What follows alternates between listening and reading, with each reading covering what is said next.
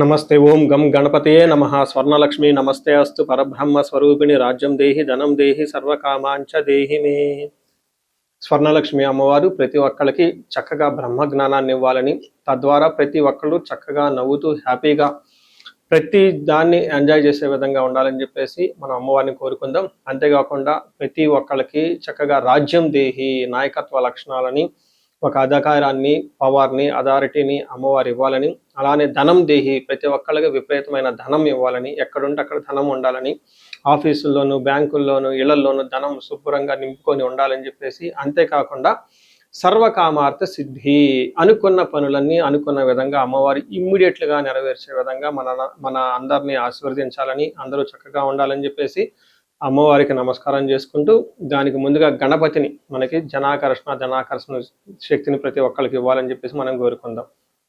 ఈరోజు టాపిక్ మనం చూసుకుంటే గురువు మారుతూ ఉన్నారు. ఎప్పుడు మారుతూ ఉన్నారు? జూన్ 2వ తారీఖున గురువు మారుతూ ఉన్నారు. అయితే ఏంటి, నాకు లాభం ఏంటి, గురువు మారితే ఏంటి, దానివల్ల నేను నాకు అసలు ఏంటి అని మనం ప్రతి ఒక్కళ్ళు ఆలోచించుకుంటూ ఉంటాం. గురువు వచ్చేటప్పటికి 5 రకాల 6 రకాల ముఖ్యమైన పనులు చేస్తూ ఉంటారు. గురువు చాలా రకాల పనులు చేస్తుంటారు. ముఖ్యమైనవి మన ఇండివిజువల్ లైఫ్లో మనకి ప్రభావం చూపించేది ఫస్ట్ వచ్చేటప్పటికి ధన సంపాదనలో ఐశ్వర్యం కావాలంటే గురువు యొక్క అనుగ్రహం మనకు ఉండాలి. రెండోది సంతానం, పిల్లలు చక్కగా ఉండాలి, వాళ్ళు చదువుకోవాలంటే గురువు యొక్క అనుగ్రహం మనకు ఉండాలి. తర్వాత మనకి జ్ఞానం, అద్భుతమైన జ్ఞానం మనకు ఉండాలి.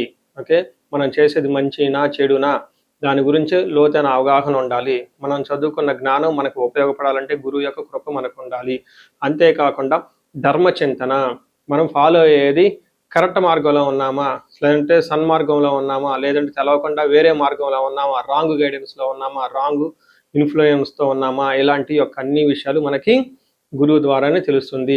ధర్మచింతన అంటారు. అంతేకాకుండా దైవభక్తి, టీచింగ్, ఇలా రకరకాల విషయాల్లో బంగారం, జ్యువెలరీ మనకి ఎలా ఉంటుంది ఏంటి, ఇలా ముఖ్యమైన యొక్క అంశాలు ప్రతి ఒక్కళ్ళ జీవితంలో గురువు మారటం ద్వారా మనకు ప్రభావితం చేయబోతుంటుంది. అయితే ఈ గురువు మార్పులో ఇంకా 2-3 ముఖ్యమైన ఇంపార్టెంట్ పాయింట్లు తెలుసుకోవాలి. ఫస్ట్, గురువు మిథున రాశిలో నుంచి కర్కాటక రాశిలోకి మారుతూ ఉన్నారు. ప్రతి సంవత్సరం గురువు ఒక్క రాశిలో తిరుగుతూ ఉంటారు, సంచారం చేస్తూ ఉంటారు. మిథున రాశి సక్సెస్ఫుల్గా 1 year అంతా కంప్లీట్ చేసుకొని ఇప్పుడు వాళ్ళు కర్కాటక రాశిలోకి వెళ్తున్నారు. అయితే కర్కాటక రాశిలోకి 12 సంవత్సరాల తర్వాత వచ్చి ఉన్నారు కాబట్టి ఈ యొక్క కర్కాటక రాశిలో గురు సంచారం చాలా ముఖ్యమైనది. ఎందుకంటే కర్కాటక రాశిలో గురువు ఉచ్చ స్థానంలో ఉన్నారు. మంచి చక్కగా ఈ సంవత్సరం అంతా పిల్లలు ఎవరు పుట్టినా కానీ వాళ్ళకి గురువు జాతకంలో వచ్చే స్థానంలో ఉండి మంచి యోగ్యతను ఇస్తూ ఉంటారని మనం చెప్పుకోవచ్చు. సో ఈ యొక్క ఉచ్చ స్థానంలో ఉన్న గురువు సంపూర్ణమైన ఫలితాన్ని, చక్కటి ఫలితాన్ని ప్రతి ఒక్కరికి ఇస్తూ ఉంటారు. అయితే వాళ్ళ యొక్క ప్రభావం 12 మనుషుల మీద ఉంటుంది. ఈ మనుషులందరూ 12 రకాల రాశులుగా విభజించడం జరిగింది. కొన్ని రాశులకి, చాలా వరకు రాశులకి అనుకూలంగాను, కొన్ని రాశులకు ప్రతికూలంగాను, కొన్ని రాశులకి సామాన్యంగాను ఉండే అవకాశం ఉంటుంది.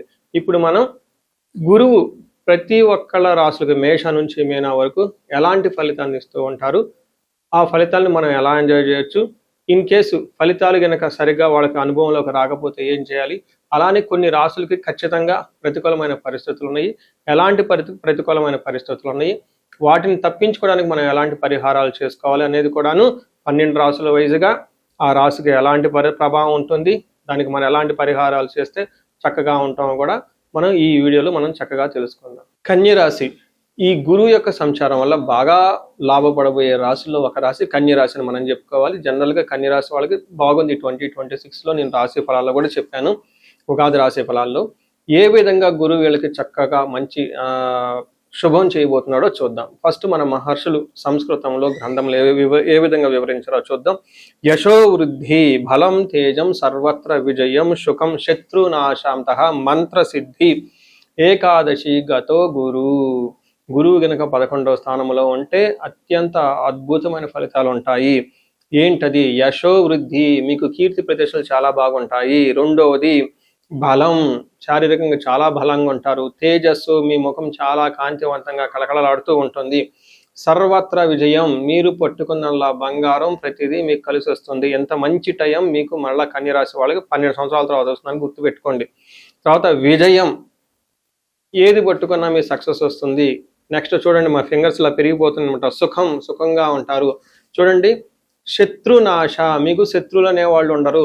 శత్రువులు మిమ్మల్ని చూసిన వెంటనే అలా వెళ్ళిపోతూ ఉంటారు ఇంకంతే. అంతేకాకుండా మంత్రసిద్ధి నాకు బాగా నచ్చింది. మంత్రసిద్ధి ఇప్పటి వరకు మీరు ఎవరైనా గనక మంత్రానుష్ఠానం చేసి ఉంటే, దేవతల అనుగ్రహం మీకు కలగలేదు అనుకుంటే ఇది బెస్ట్ టైం. మీరు విష్ణు సహస్రనామం తీసుకోండి, లలిత సహస్రనామం తీసుకోండి. శ్రీ విద్యలో చాలా మంది చేస్తూ ఉన్నారండి. ఈ మధ్య పాపులర్ కూడా అయిపోయింది శ్రీ విద్య గురించి. ప్రతి ఒక్కరు చాలా మంది మేము ఈ దశలో ఉన్నాం, ఈ దశలో ఉన్నాం, పంచాదశి, షోడశి రకరకాల మంత్రాలన్నీ మేము తీసుకున్నామని చేస్తున్నారు. ఇలాంటి వాళ్ళకి మంత్రసిద్ధి వస్తుంది. లక్ష్మీనరసింహస్వామి ఎనీ మంత్రం మీరు తీసుకోండి, ప్రాక్టీస్ చేయండి. గాయత్రి మంత్రం, ఇలా మంత్రసిద్ధి మీకు ఏదైనా కనుక చేస్తే మంత్రసిద్ధి వస్తుంది. చూసారు కదా, ఒక్క గురువు వల్ల మీకు 8 రకాల లాభాలు అయితే రాబోతున్నాయి. ఇది బెస్ట్ టైం అని మీరు గమనించుకోవాలి. దీనితో పాటు మ్యారేజ్లకు అనుకూలంగా ఉంటుంది. అన్నాదమ్ముల మధ్య సమస్యలు ఉంటే సమస్యలన్నీ పోతాయి. పిల్లలు పుట్టే అవకాశం ఎక్కువగా ఉంటుంది. సో చూసారు కదండి, ఈ రాశి వాళ్ళకి గురువు ఎంత చక్కటి బెనిఫిట్లు అయితే మీకు ఉన్నాయని. ఈ టయాన్ని మీరు సద్వినియోగం చేసుకుంటే మీకు ఇంకా చాలా బాగుంటుంది. ముఖ్యంగా హైయర్ ఎడ్యుకేషన్లో ఉన్న వాళ్ళకి, ప్రమోషన్స్లో ఉన్న వాళ్ళకి, మేనేజ్మెంట్ పొజిషన్లో ఉన్న వాళ్ళకి, రాజకీయ నాయకులకి, తర్వాత ప్రజల మీద వాళ్ళ హితం కోరి వాళ్ళకి మంచి చేయాలి అని మీకు ఎవరికైనా ఒక సత్సంకల్పం ఉన్న వాళ్ళకి చాలా చక్కగా ఇది కలిసి వచ్చే టైం. అంతేకాకుండా ఎవరైనా ఆశ్రమాలు పెట్టుకోవాలి, హోమాలు చేయించుకోవాలి, యజ్ఞాలు చేయించుకోవాలి, వీళ్ళందరికీ చాలా కలిసి వస్తుంది. పిహెచ్డి చేయాలి, పీజీ చేయాలి, ఇలాంటి వాళ్ళకి చాలా బాగా కలిసి వస్తుంది. ఇంకా ఈ రాశిలో ఉన్న వాళ్ళకి డాక్టర్ అయ్యే అవకాశం చాలా ఎక్కువ మంది ఎవరైనా ట్రై చేస్తూ ఉంటే గురు బలం వల్ల చక్కగా డాక్టర్ అయ్యే అవకాశం కూడా చాలా ఎక్కువగా ఉంటుంది. సో చూశారు కదండి, 12 సంవత్సరాలకు మరలా వచ్చే అవకాశం మీకు ఇప్పుడు వచ్చింది.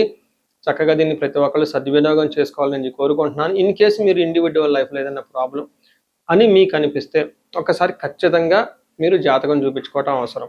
జాతకాన్ని 2 సార్లు చూపించుకోవాలి. ఒకటి మనం అత్యంత అద్భుతంగా ఉన్నప్పుడు కూడా జాతకం చూపించుకోవాలి.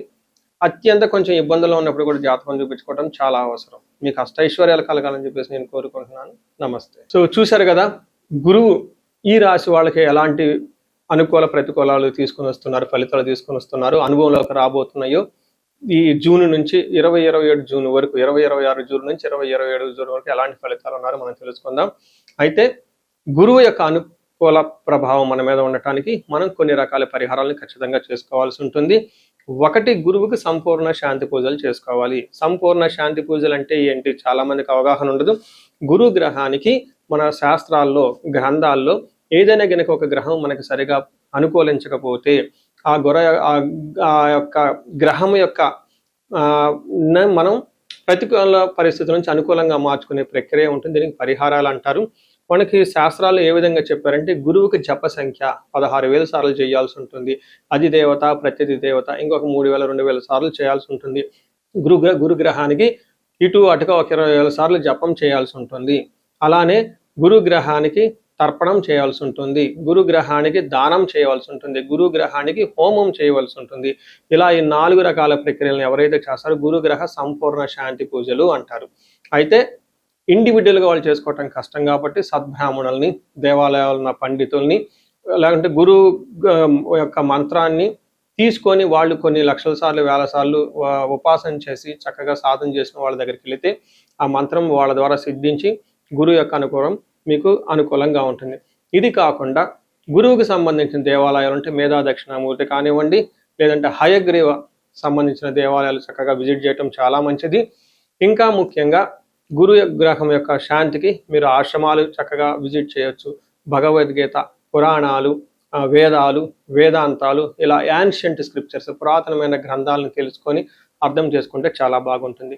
గురుగ్రహ శాంతి గురించి ఇంకొకటి ముఖ్యమైనదంటే, మీకు చదువు చెప్పిన గురువుల్ని వాళ్ళ దగ్గర ఆశీర్వాదం తీసుకోవడం చాలా ఇంపార్టెంట్. సాధువుల్ని, తర్వాత మీ ఇంటికి ఎప్పటి నుంచో అనాదిగా ఉన్న పురోహితులు, బ్రాహ్మణులు, వాళ్ళు మీకు మంచి చెడు చెబుతుంటారు. అలాంటి వాళ్ళని మీరు సత్కరించడం, గౌరవించటం, వాళ్ళకి దక్షిణలు ఇవ్వటం, ఇవన్నీ చేస్తే గురువు యొక్క గురు గ్రహం యొక్క అనుకూలం మీకు అనుకూలంగా ఉంటుంది. అంతేకాకుండా గురువు యొక్క అనుకూలమైన పరిస్థితులకి మీరు గురువులకు సంబంధించిన దత్త చరిత్ర చదువుకోవటం ఇంకా చాలా బాగుంటుంది. ఇంకా మీరు ఆశ్రమాలలో కనుక కొన్ని రోజులు కనుక టైం స్పెండ్ చేయగలిగితే అక్కడ యోగా చేయటం, మెడిటేషన్ చేయటం ఇవన్నీ చేస్తూ ఉంటే గురు గ్రహం యొక్క బలం పెరిగి ఇప్పటిదాకా మనం చెప్పుకున్న పరిస్థితుల్ని చక్కగా ఇంకా మంచి అద్భుతమైన రిజల్ట్ వచ్చే అవకాశం ఉంటుంది. ఇన్ కేసు ప్రతికూలమైన పరిస్థితులు ఉన్నా కానీ ఆ ప్రతికూలమైన పరిస్థితులను అధిగమించి చక్కగా లైఫ్ అంతా ముందుకెళ్ళడానికి ఎంతో అవకాశం ఉంటుంది. ఈ సంవత్సరం ఈ గురువు యొక్క కర్కాటక రాశిలో ఉన్నంత వరకు 12 రాశుల వారికి చక్కగా అష్టైశ్వర్యాలు కలగాలని, భోగభాగ్యాలు కలగాలని చెప్పేసి, చక్కగా ఉండాలని చెప్పేసి నేను కోరుకుంటున్నాను. నమస్తే.